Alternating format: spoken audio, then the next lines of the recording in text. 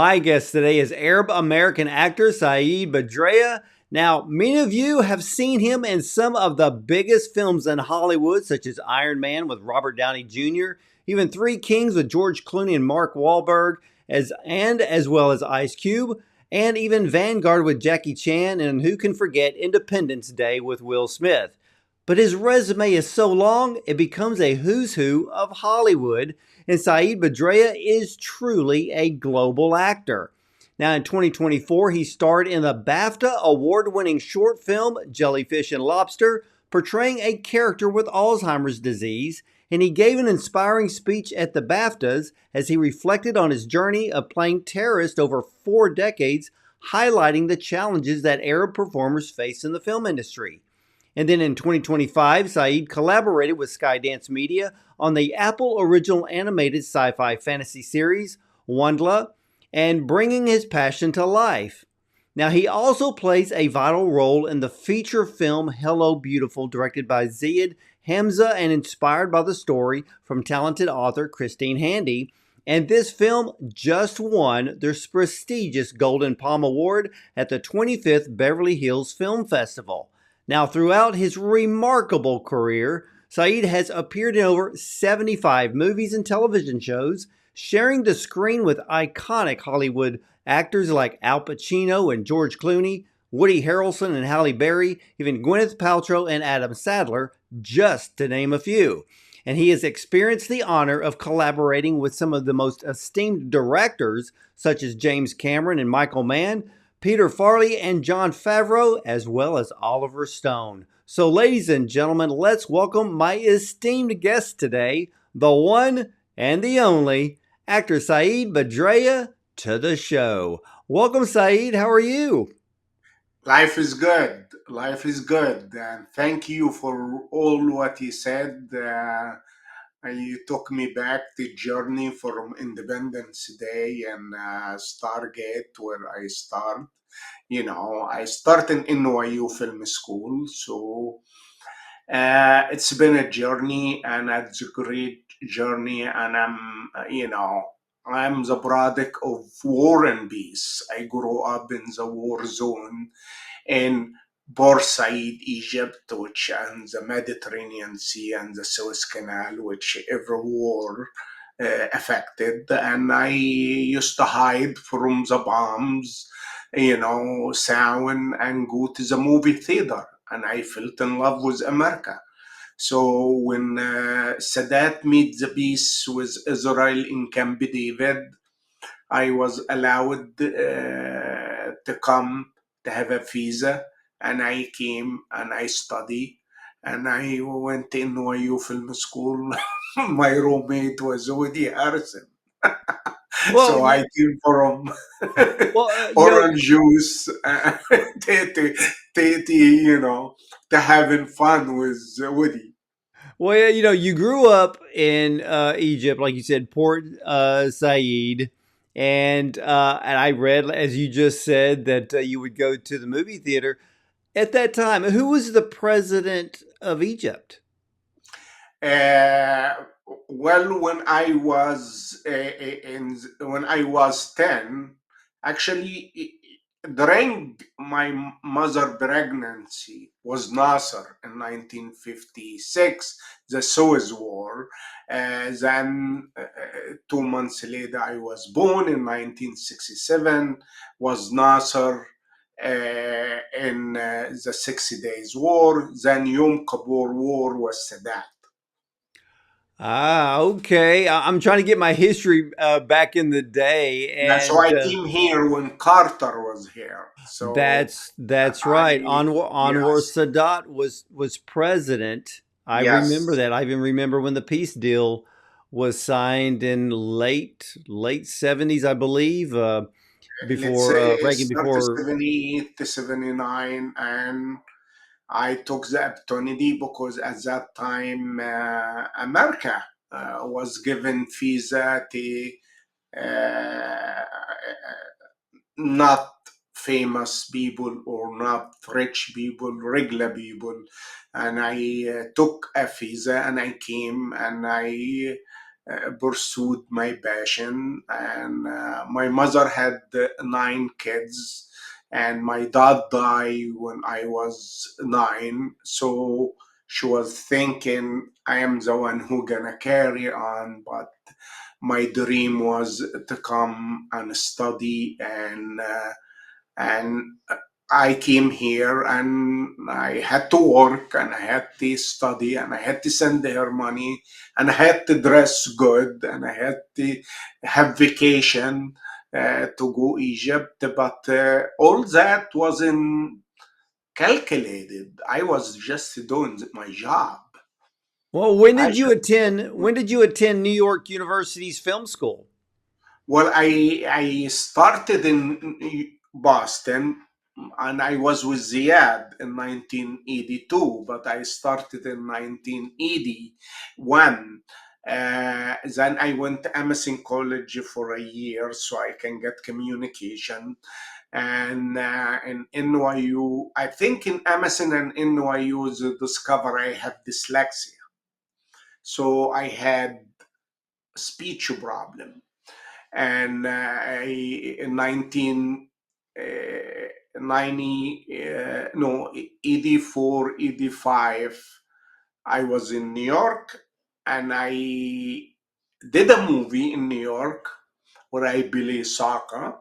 And a movie with Pele was my first movie, and I came to California to do voiceover. I landed in Santa Monica, and I was that's home. I'm not going back. So I came here in 1986 in Santa Monica, California, and I started my journey by working as waiter, but doing production.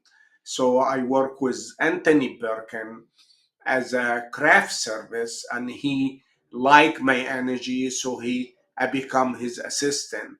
So I learn the business. Just then I work with James Cameron, and I start promoting Arab American in the movie as real Arab American language and attitude and everything, because at that time was a big deal. We was like from the final silent era. Arab was the bad guys, and the American Indians and blacks. Then war comes, then the Germans and the Russians and the Japanese. And the time I came here was the Arab. So I had to educate the studio by being the consultant with the language and everything, and play and try to medicate what the director want, but without do the stereotype in a not educated way. So I start making my own movie. I start, my own production in 2000, and I started doing short film and documentary film. So I wasn't just an actor. I wanna have something to tell a story, because we have a star. We have Omar Sharif, and Omar Sharif was the most wonderful, beautiful star, but he wasn't a filmmaker. He didn't introduce Egyptian cinema. He didn't bring, like Sophia Loren brought the Italian cinema to Hollywood. So I was influenced by a lot of people that cinematic, because college, I watch Kurosawa, Bergman, Fellini, and all that stuff. So I didn't speak very well because the dyslexia, but I had the knowledge. Well, of course. Now, when you became an assistant to Anthony Perkins, uh, was there anything in particular that you learned from Anthony? Because I believe what was one of the first films you were in, wasn't it Lucky Stiff? Yes, I learned that to have my own style, and the always, and I just he did something I never forget it in my life. I had an audition in Warner Brother. It was a movie about the hijack of TWA. It was a real story with Leslie Wagner. Remember from Bionic Woman? Oh yeah. And I excused myself for lunch, and he said, "Where are you going?" I said, "Ba ba ba ba," and he said, "Stop by my trailer before you go." And I did. And he wrote a letter, and he said, "When you go to the room, ask for the producer and give it to him." I said, "Okay." So I did. I didn't open it, and I get the job. And 3 weeks later, the producer say, "Anthony was right." I said, "What are you talking about?" He said, "He wrote that you're lucky to have Sayed in your movie. He gonna give you 200% because his lucky charm, and and he worked hard." And that touched me because he didn't have to do that. I was a craft service. That is so amazing because I know that when you worked with Anthony Perkins, then you got an uncredited role in True Lies, which was directed by James Cameron. Of course, we all know that it starred Arnold Schwarzenegger and Jamie Lee Curtis. What was it like working on a large production like True Lies? Was that your very first, very large production to be on? Yeah, I was. He needed to know everything about the language, so I was his second ear in the mixing. While you mixing, he wanna know what the Arabic say and everything. And in one scene, I teach Arnold the Arabic. That he is a scene when he went to the party for the first time, and he wanted to go the bathroom, and I gave him the line, and it was in like dramatic Arabic, was in the like Brooklyn Egyptian, and he liked it, and he asked me to work with him and the mixing, and I stay for 3 months watching the movie and watching the mixing, and I learned so much from him. Then I started doing my own movie. That is so cool, Saeed, because Yeah. it's amazing how people move through the system in Hollywood, especially back in the day, because you were in the era where there were so many blockbusters. And of course, True Lies was considered a blockbuster. And of course, that was James Cameron before Titanic, before Avatar. But It then was the first $100 million film, and he was like in the 10 minute. He always remind us this is the first $100 million film. It have to be perfect. I love that. I love when a director understands the pressure that they're under, especially on how much money is being spent for the film. But in that same year, you also starred in Stargate with Kurt Russell.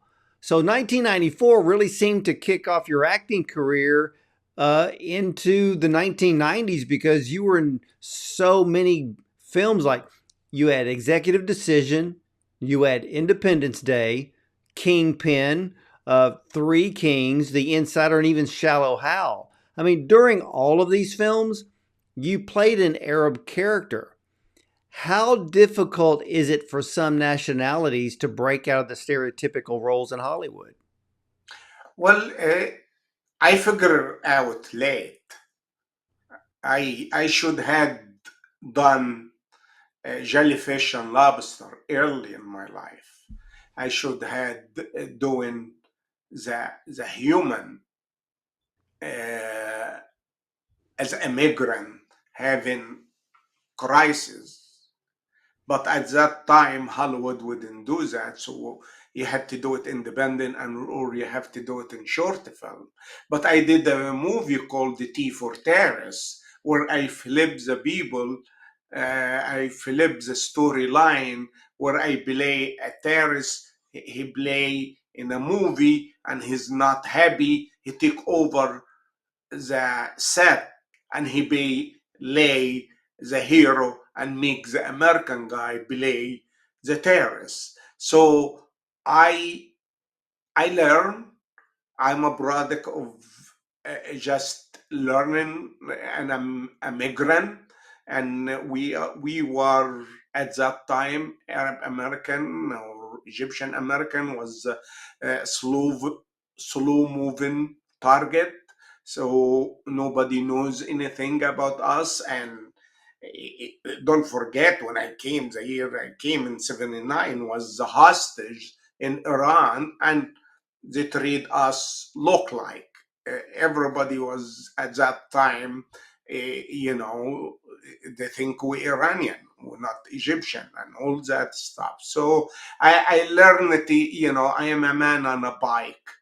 I always have to pedal, so I don't fall. So I was working on everything, producing a movie, introducing cinema, Egyptian cinema, which I made 7 Egyptian film classic about the history of Egyptian cinema and preservation and restoration of Egyptian cinema. And Martin Scorsese was part of the film, Arthur Hiller and UCLA archive, and the motion picture of art and science. The Oscar was committed to my movement. So I really, try. I understand the stereotype because it started in silent era. And don't forget, Egyptian cinema did the stereotype. So the Sheikh, who had a movie at the same time where the bad guy was a foreign guy and the Arab was a hero. So in every culture, you have villain and you have to deal with that. And now, thank God, the alien become the villain, and and now I can play a nice guy in a nice movie. And but you know something, playing a bad guy is fun. Yeah. Well, it's funny because I went back and literally the best Iron Man movie was the first one. Yes, That's the best out of the three. I didn't like the last one, but the first one is the best. But what makes the first one so great? It's the opening scenes yes, where you are the leader. You've captured yes. Tony Stark. You're holding him hostage to build a particular missile that you At want. Jericho, Yeah. yeah, And that whole sequence, that whole beginning of that film, that's the only part of the film that I want to watch because it's just where he's building this thing, his suit in that cave. But to see you act in such an incredible role, uh, that now did that role alone. Now you were already in some huge films before Iron Man, but So and I got killed early in the movie, and they had to get rid of the scene because they like my work. And don't forget, Robert Downey Jr. was just coming from hiatus, whatever you can call it, and he was shooting all the boys in the cave. There wasn't any movie star except us, and John Favreau just let me do it.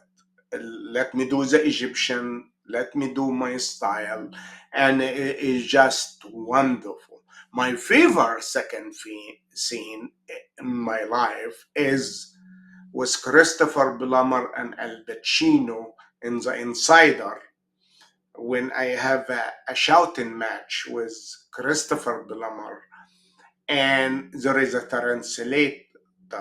in the scene, and Michael Mann was shooting. But me and Christopher Plummer didn't just need translation. It was two guys fighting each other, and it was just, and it wasn't written in the story. It was in the description said the guard, the head guard, park at Christopher Plummer, which is 60 minute Mike Wallace. And we had the scene, and it's my favorite scene because Al Pacino is in it anyway. So, but doing that scene was really fun because I walked the set. They tried to introduce me, and I didn't look at them, and I done the scene 100% until lunchtime when I am not saying hello. Well, you have worked with James Cameron, Michael Mann, John Favreau, Oliver Stone. What have you And learned from? Aramish, Roland Aramish for Independence Day and Stargate. Stargate, if you look to the shot, is one shot deal. When it's like almost 3 minutes, I'm running between hundred and thousand of people, and it was my first Hollywood movie, and it was like he entrusts me to work with one camera and the track, and I done it, and I was young. I was like, this is fun, and it's supposed to be in Egypt, so I was happy with it. Well, so what did you learn from all of those directors? Well, they learn how to get the best of my style. My style is they hire me and he just let me do my job and dial me up here, dial me up here, move this way, but they let me do my thing because actually the only movie I really, you know, didn't enjoy too much acting is You Don't Mess with the Zohan, because the director and the writer and Adam and everybody involved in the making of the movie and involved in everybody character, and I was like, in the first week was difficult. Then I decided to do my work, and wherever someone say, I said, Adam say to do it that way, which I lie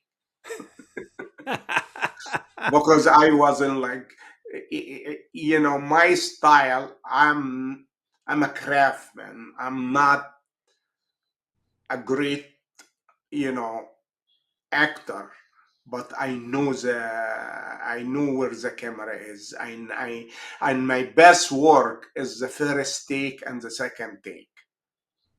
I am not mechanic. I go in with all is with what is inside me, and you get that, you got it. And You know, having I've looked at I've watched your demo reels, and you are a great actor. And one of the things that I noticed is, like you said, you know where the camera is, but part of acting is also the facial expression and even the eyes. And you have that ability to do that. Because when I was watching the demo reels, I'm like, yeah, I can see why you did so well. I mean, not only with all of these blockbuster films, but you have got to tell me the story of Jellyfish and Lobster, because I talked with Yasmin Afifi and she tells the story, but I want to hear you tell this story because when I interviewed her about this short film that won the BAFTA in 2024, I interviewed her a week before she won it.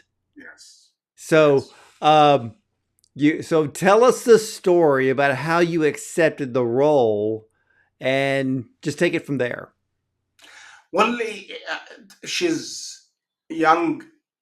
Her father is Egyptian, and I don't accept the stuff sent me, but she sent me and she told me it's her life story, and she really wanted me, and I was like, it's a short, and then it's London, and I'm like, I can't do it. You guys, I'm now.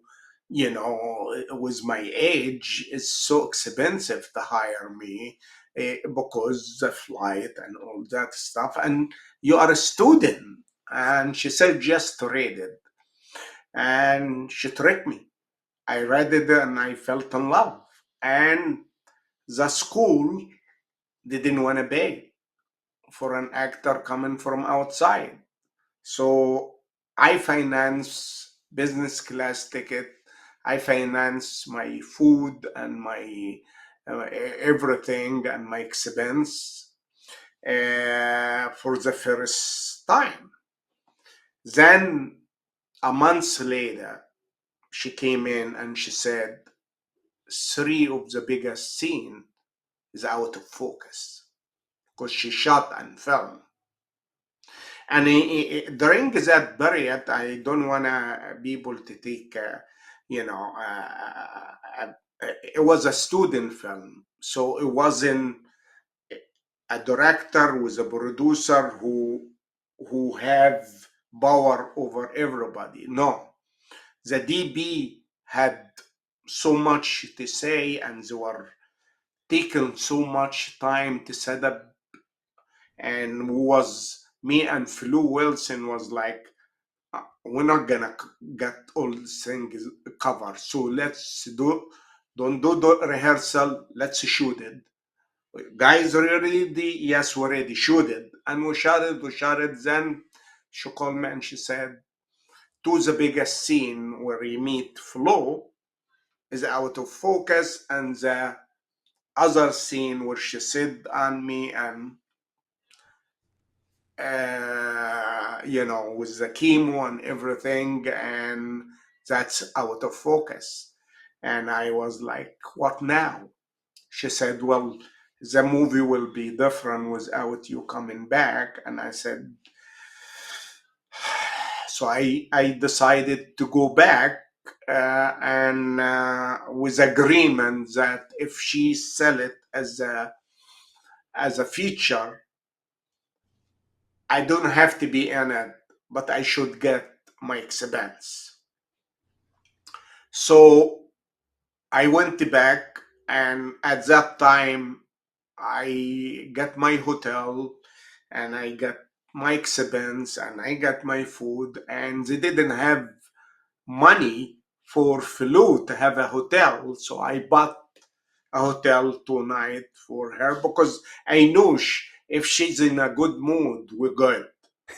Because Flu Wilson, one of the best the actor I work with, because I just watch her, and that what makes the movie great, because my eyes was watching her agony, and my sister had the cancer and died of cancer and all that stuff, so I was looking to her as my sister or my mother or something, and I was watching her, and it worked so well.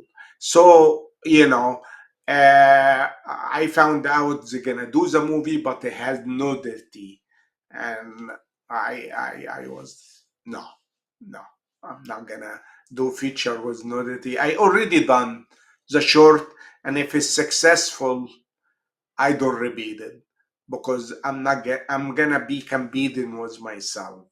But I moved on to do other thing, which I did 3 years of Cartoon Network, where I play a character called the Falafel, and he's so fun. And it's so fun to play on Cartoon Network because there is a lot of generation grow up with that, and that what got me to do the WondLa for Skydance for Apple TV. So now I'm writing with Ziad. We're writing something epic about where we come from, but connecting it with the American. From the time the movie start in Pearl Harbor, the speech by Franklin D. Roosevelt and affect everybody in the whole world because at that year he told the speech called the Four Freedom Speech. Freedom of speech, freedom of religion, freedom of want, freedom of fear. And he promotes that America will be the the champion of freedom because don't forget at that time Egypt was under occupation by the English for 72 years. Well, you gave what moved you to give that inspiring speech at the BAFTAs when Jellyfish and Lobster won? Were you shocked that the film won? I was shocked because the night before Variety said that another film is gonna win. So I decided I will just enjoy my time there. I just Variety never gets it right. yeah, yeah, I completely ignore their predictions every year. They never get it right. But yeah. when Jellyfish and Lobster was announced, I was very happy that it won. But you I gave an inspiring speech. What moved you to give the speech? you know something it's the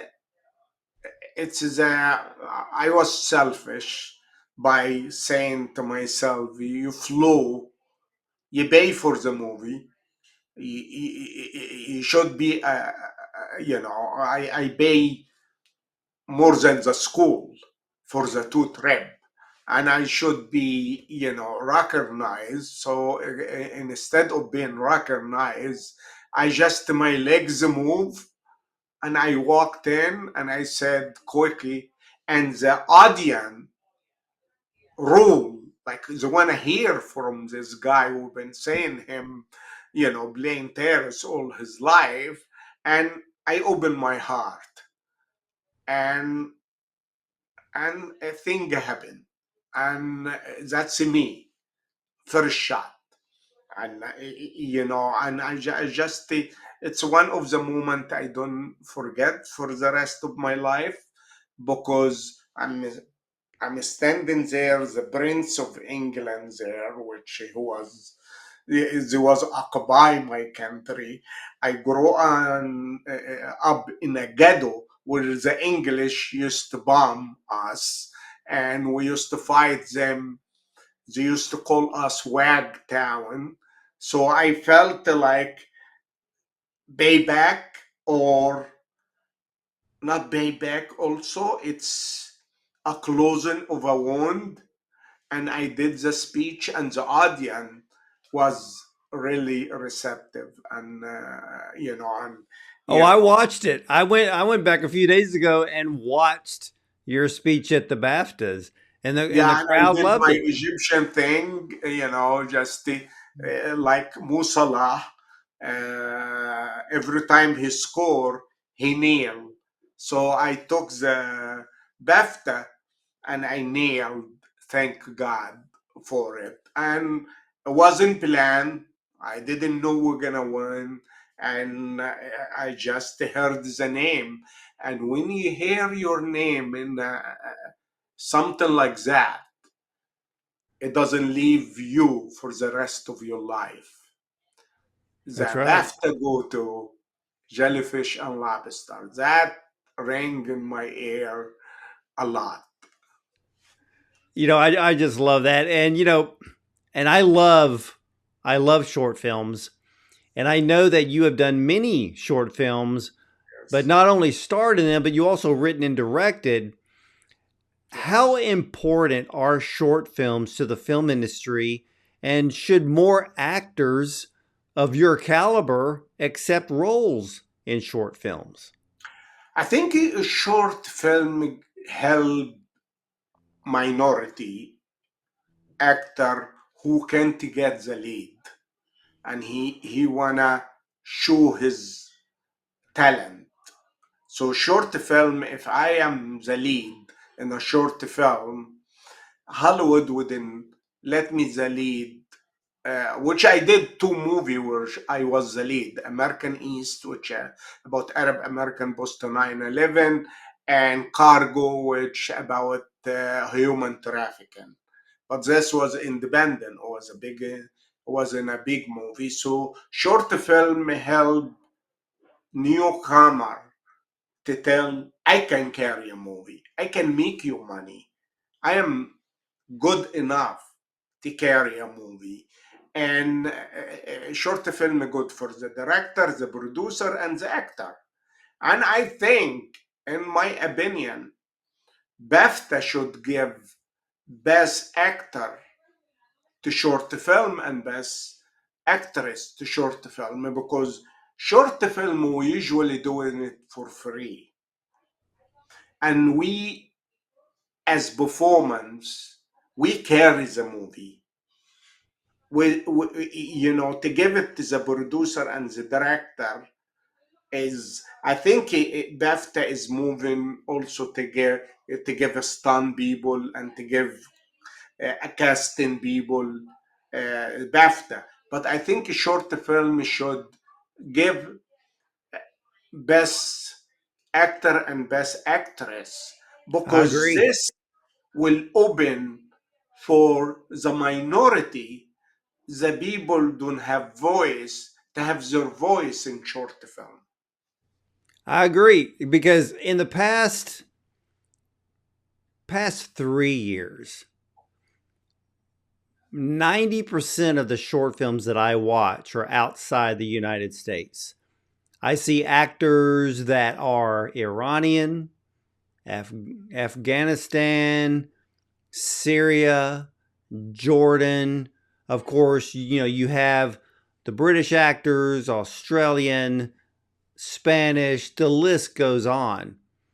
And I agree with you.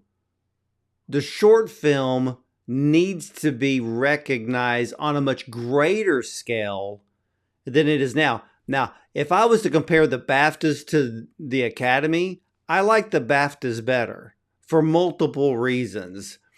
And mostly because you're not allowed to campaign once you're nominated. Now, Academy does, and that leads to a lot of questions on how certain things are done.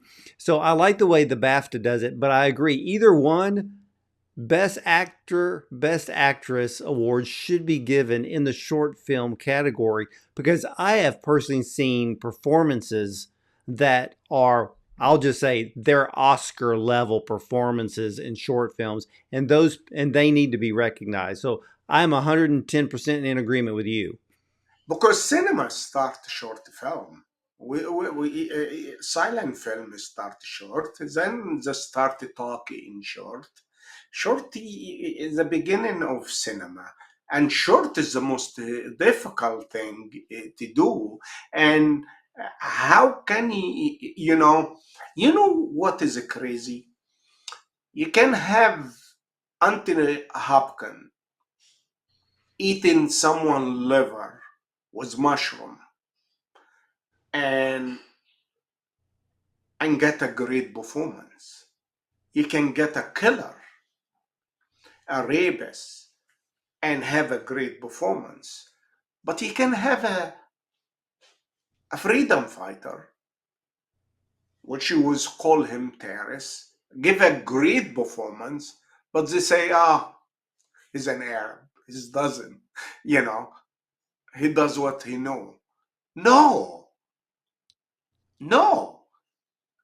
I work, you know, if you look to my history, I research the people who done 9/11 in 1993. I went to the community and I researched so I can play a guy who understands them. And believe it or not, if you are hijacking a plane, that's mean you are the top of your game. Same thing if you are a SWAT team or a sniper, they choose you. So when you go to do operation again as the West, someone come to your country, if Canada come to us or Mexico come to us, and they choose the top guys to do operation against them. And when you do it in Arabic, he's just in Arabic. So you don't Yes. get recognition, for the performance. You get recognition for. That's why I did Iron Man in a sense humor way. Yeah, I I can If see you read that. it in Arabic, you die. People in Egypt and the Arab country was off the seat, dying on the floor, because the way I said it is not regular Arabic. It's it's ghetto, fun, salt, pepper, and cumin. You have all the falafel smell and the hummus and the baba ghanouг. You know, I love that, by the way. And you're right. Hollywood Hollywood sometimes doesn't understand that they're actually being racist and like you said, stereotypical when it comes to the nationalities playing certain roles, which again goes back to the short film being so much more powerful because there's freedom to act regardless who you are. Now, how would you compare the the film industry in Egypt or Saudi Arabia compared to America? They doing the same thing. They are as prejudiced, as ignorant as Hollywood for lack of knowledge, because other film, if you're an American woman, that mean you lose. I can take you home anytime without with your husband is there is no problem. If you Jewish, you are cheap, you are the bad guy. If you black, you play the doorman, you play the servant. So stereotype in every country, in Korean film, in Japanese film, in in Chinese film. Stereotype is part of the cinema. So compare the two of them. It's all about how the audience is selling to feel. Uh, One of the best film work on the stereotype was Three Kings. They really allowed the Arab to have their own say and to have a story, with Arab is having trouble too. If you go back to David O. Russell, Three King, you find it is the best Arabic film, which they had the bad guy and good guy, Arab. But I enjoyed Three King so much because Mark Wahlberg is fun and George Clooney is fun. Ice Cube was, very gentleman, but I enjoy working with Mike Wahlberg so much. And he just, I give you a scoop, he just done a movie with Peter Farley, comedy in Brazil about, is a story line is about these two guys selling something during the World Cup in Brazil. And Peter is a good friend of mine, and so I can't wait to see something about Mary again, something like that, you know, because he moved from comedy, and he get Green Book and get 3 Oscar in the movie. So you know, director or writer or producer, they don't have to stuck to genre to get Academy Award nomination or Oh, Green Book's one of my all-time favorite films. yeah, yeah, It's fantastic. I mean, yeah, if anyone has not seen that movie, they need to see it. And like you said, it won 3 Oscars in 2019, and it yes. deserved every single one of them. And even just recently, of course, I had the opportunity to see the feature film Hello Beautiful, which is directed by Ziad Hamza and of course stars Trisha Helfer. When I saw the film, I recognized you right off from Jellyfish and Lobster. But this film just won the Golden Palm at the Beverly Hills Film Festival.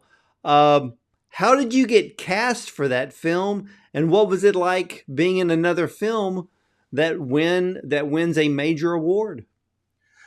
Well, I was writing with Ziad a feature film, and we and he gets the book and he gets the finance for it. So we starting.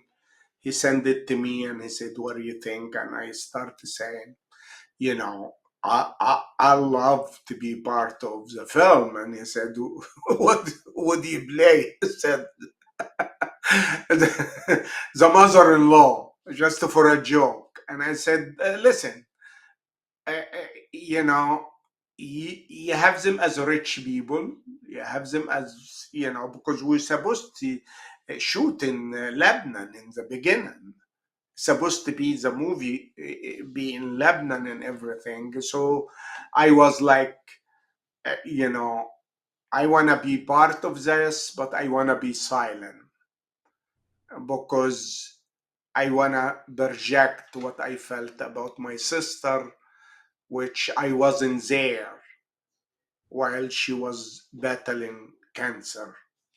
So I believe the driver who creates that, he creates that driver, and as you say, I don't say much. I just take it as it is, and it was beautiful because I came back to Boston. It was just and work with someone I know since 1982, and you know we don't have we actually we made all our scene before we shot it. We talked about it and just walk, do my job, and leave, and that's the best. You know, for young filmmaker, work with an actor before, talk to him, have lunch, talk because while you shoot in the film, you don't have to direct him. You already made the movie. You just have to record it. And it was just, you know, everybody. Christine was great. And Ziad, of course, let me, you know, is just to do action. And I had fun. It was Boston. And I get the where I start in Boston, go back and make a movie in my, you know, latest career. It's kind of magic, and it was beautiful, and I like the scene you talked about. Well, yeah, I was just thinking about that scene where you and the husband walk into the home. Now the husband's not paying attention, but you walk into the area where I believe is the dining room, and you come into the scene and you pause. You never say a word, but it's the Yes, look on your face, and the audience is like, "Oh my gosh, he's thinking the worst." And in that scene alone, because I had talked, as you know, that I've talked to Zia and I've talked to Christine, that was an extremely moving scene, wasn't it? yes. It was very powerful because at that time she lost everything. She lost her hair, she lost her look, and she lost her commitment to her family. And her family was losing hope. And her daughter was going nuts, and her son was getting beaten, and her husband was like not looking at her. So everything was. That's the point when we said now we have to turn everything around.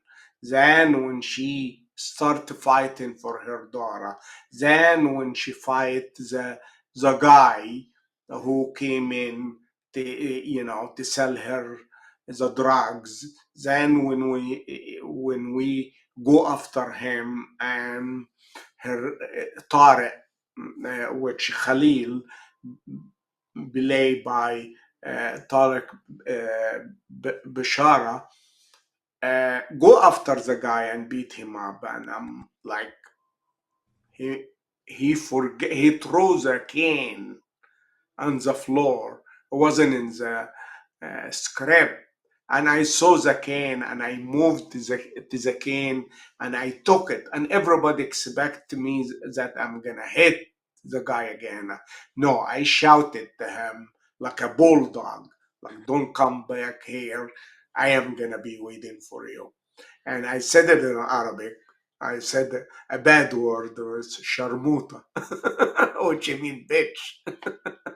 What did Zia think about all that? He just the DB loved it because when he threw the cane and the guy ran, he had to go to the cane and go up, and he found me, and it was a close up, and I park out. Was the first time I said it in Arabic. So the guy is like the safer of the family, not only his a driver but also a saver. And it came out like BAFTA when when the producer finished her speech. I was like, no, no, no, no. There is something missing here. The- I'm not gonna fly all the way to California, 12 hour and said, I should have done that. No, I walk in and I done it. And he can cut it. He can say, what did you do? He can cut it. But it just, I learned from American cinema. I'm a product of American cinema. I love this country and I love,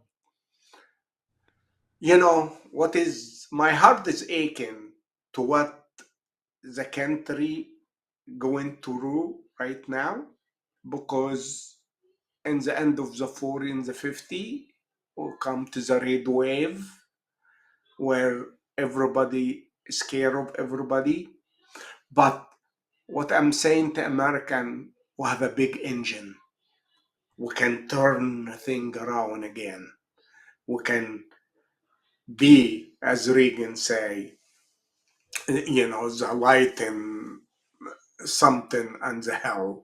And it just, and we need in Hollywood to have our voice either way and either side, just American voice. The experience what we're going to, because we the mirror to what happened today. And if we don't record it, we're missing something. You know, I love to be here in the 1930, and how America got out of depression and how we build, and during World War and all that stuff. And that's what America. But when I came here, America was fun. In 1980, we didn't, I mean, O'Neill was having drink with Reagan. O'Neill was the guy from the Congress, Oh yeah, from Tip Massachusetts. O'Neill. Oh yeah. So, I'm a student of America, not only film, but a politics movement, which which really what I can't be involved in Egypt with because it's different system. But this country have done so much for me and for immigrant.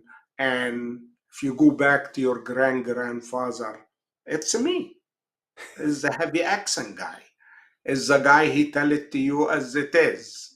And it's the guy when he get older, he say exactly what he feel and resonate. I love that. Now, I know that you've talked about uh, Anthony Perkins, James Cameron, with all of the iconic actors that you have been blessed to be with in so many of these films. Is there a particular actor that may have given you advice that you still use today? Uh, was Downey Jr. when we did rehearsal, and I'm awful. So I used to have, because I supposed to in the scene was written that I take him in face to face. So give you a little history. I work on an Cuban place in Los Angeles called Versailles. I was a waiter. So I went there and I had lunch and I had a lot of garlic and a lot of onion. And I went there to do the audition. And the audition was him because it was a callback. And I brought him close to me, and the garlic and onion, like, it gave him that look which he didn't expect it. And he was like, when we done the scene, he said, Saeed, remember that onion, garlic?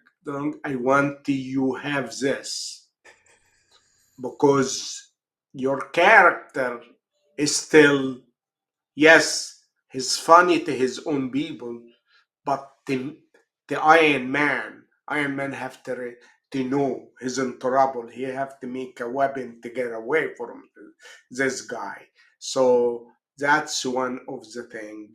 Um, Michael Mann, we had the translator in the scene. It's one of the iconic scene in the movie, The Insider. It have nothing to do with the movie. It's about 60 minutes doing an interview with the head of Hezbollah in Lebanon. So Michael Mann play Mike Wallace, and I am the head of the head of the organization, the terrorist organization. And we went, me and him, in a shouting match, and it was a translator. He's supposed to translate us, and we didn't listen to him. And the translation went to Michael Mann and said, I don't have time. I'm not saying anything. And I was like, first of all, you lied to them. You're not speaking Arabic. You speak in Pharisee. So I don't understand what you're saying. So, and Michael said he did this, and he said, me and Christopher will look to each other. Let's do one. Really, we will give him time. And we did the scene, and Al Pacino was supposed to walk in, and he walked in, and the scene was dead because we had to wait for each other. And Al Pacino was like, "What if you guys done with the scene?" And Christopher Plummer like, "Uh, we get it. Let's do it our way." Which, if you see it, the two of them, two men shouting at each other with different language, but you know exactly what they're saying. Because if you turn the voice and the language, you know exactly what it is. And that the best for filmmaker. If you turn your sound and watch your film and you understand it, you know you're making a good movie. Oh, I love it. I love it. Now, do you, Saeed, do you have a dream role that you haven't had yet? I do. I do. Uh, it's like there is a folklore role in Egypt, which I Egypt is a Muslim country, and they they have uh, part of Coptic, which is a Christian, and one of the leader of the Muslim, his son was racing the Coptic man son and the Coptic one son, and he beat him up. So he complained to his father, and his father left Egypt to Saudi Arabia to go to Umar ibn al-Khattab, one of the third man after the prophet die, he take over. And he went and he explained that is not right. And Omar brought the leaders, the head of Egypt, and make the son beat out the other son. Forget about all that. It's that guy who take his son on a journey. It wasn't bus, it wasn't train, it wasn't flying, but it's on a camel. And he crossed the desert like Lawrence of Arabia from Egypt, the Red Sea. Then he go for one reason only, to get his son right. And that character is not only look at him as a Christian or Coptic, but look at the Islam at that time, that he believed that the Muslim will give him his right. So you bridging in something, instead of saying a Muslim reader like Saddam and Gaddafi and everything, but you see a Muslim leader giving a man his right. That's what we're all about.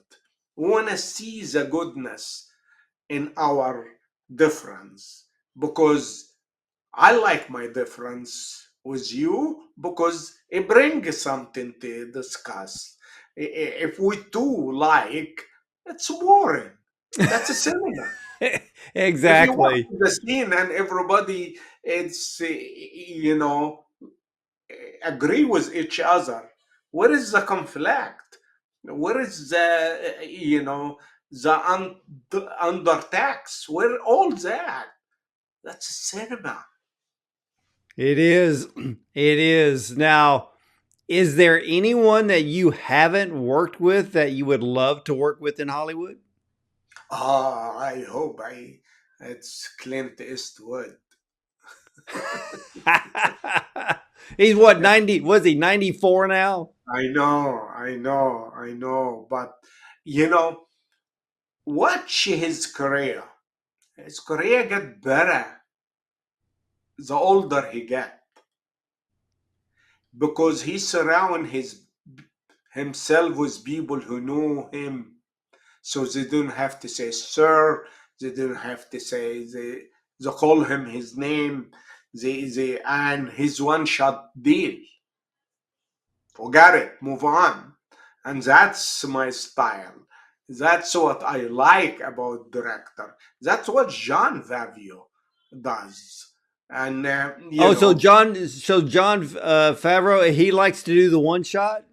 he was me, because he was like, hey, say, okay, you want another one? Because some director let me do my thing and give me in the end one for me, one just to do it, and all other actor like anticipated what I'm gonna do, and we have fun. And but I really like to talk about my experience with a good friend of mine, Peter Farley. After 9/11, he felt so bad for me, and he put me in shallow hair as a doctor, Saeed. And he make like Gwyneth Paltrow saying, "Hello, Dr. Saeed." And this wasn't, if you take it out of the movie, nothing, it changed. But it just tells the society there are a good doctor named Saeed, he might be Egyptian. And I work with him 5 movie, and I was a surgeon in Stuck on You. And he helped me so much. He gave me money for T for Terrace, and he gave me, a, a stock film to do because he believed in me. After 9/11, there is was a TV show called Politically Incorrect with Bill Maher. And Bill Maher invited me, and it was like, I want to choose a bad Arab because I play all this bad thing. And Peter Farley coached me the night before, and he said, choose him their heart. And if you see the interview, in the end, I went over Bill Murray. He said, Saeed is okay, he's a good guy. And I talked about, we all in this together. We are part of the American dream. We have the same struggle and the same dream. So I flip what he's expecting of me.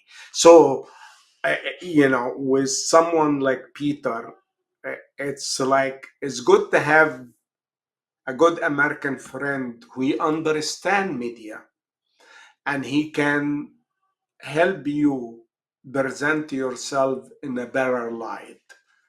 So thanks, Pete. I love it. I love it. You know, you I cannot wait to see what other movies you're in. And like I said, you have appeared in over 75 films as well as television. And ladies and gentlemen, acting is an art form. And Sayed Badreya has raised that level of that art form. And he proves, regardless where you were born in this world, you can chase your dream and make it a reality.